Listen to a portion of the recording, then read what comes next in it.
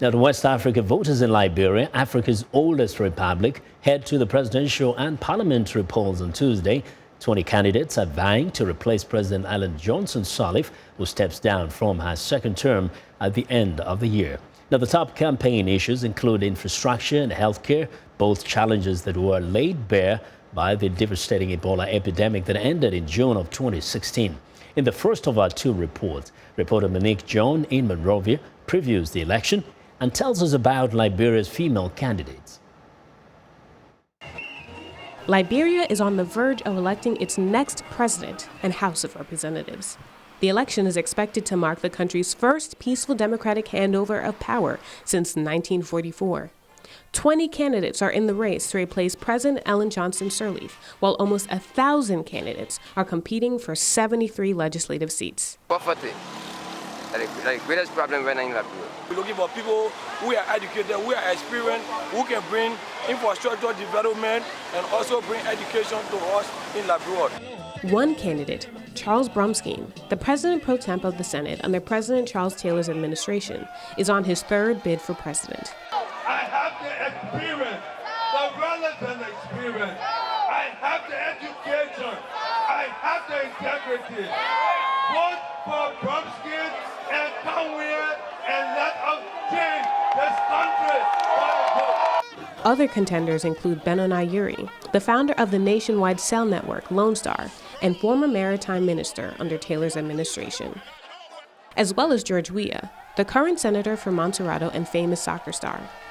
Weah's immense popularity has brought out vast crowds at his various campaign events. Current Vice President Joseph Boakai is also running. The Unity Party candidate says he plans to continue policies from the Sirleaf administration. Boakai says being president will give him the authority to demonstrate his leadership skills.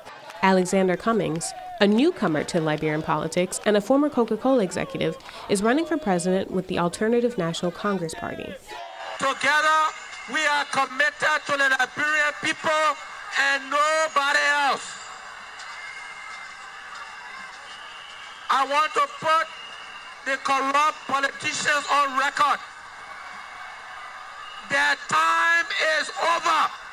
Skeptics say his extensive time spent working in America put him out of touch with ordinary Liberians. Supporters, however, like Cummings' corporate experience. Voters are transparent about their frustration with politicians, but still have faith in their chosen candidates. All our leaders, every time they come to power, they will say all kind of good things that will encourage us to vote for them. But as soon as we vote for them, everything that they promise can be a lie. This Brumskine supporter says, because I like him, and no one supporting him will do better thing for me, and you'll do better thing for my children. With a population of about 4 million people, Liberia has just over 2 million registered voters that will vote at the country's 5,000 polling places. Official results will be announced October 25th. Patricia Delaney is among 162 women running for office this year in Liberia, a record high. Delaney is seeking a seat in the House of Representatives. I don't have a degree from college, no. I'm a market woman and I'm a high school graduate. Women currently hold just 9 of the 73 seats in Liberia's House of Representatives. The men have failed us, so we the women, this time around, we want to do better than the men. The gender imbalance is particularly glaring, considering that Liberia has been led by Africa's first female president, Ellen Johnson Sirleaf, for the past 12 years. Politics is it's scary for most women. You need a lot of money if you're going to run for office, and it could be a little intimidating at times. There has been a lot of intimidation through the process, a lot of attacks, a lot of manipulation, but I'm strong. I'm a strong woman. I stand for what I believe in. MacDella Cooper is the only woman running for president this year. She faces 19 male challengers. 6 women are on the ballot as vice presidential candidates, including Audrian Smith-Forbes. I want to say thanks to our president, Her Excellency Ellen Johnson Sirleaf, for paving the way for women to build confidence, in their role and see the importance of their role in society.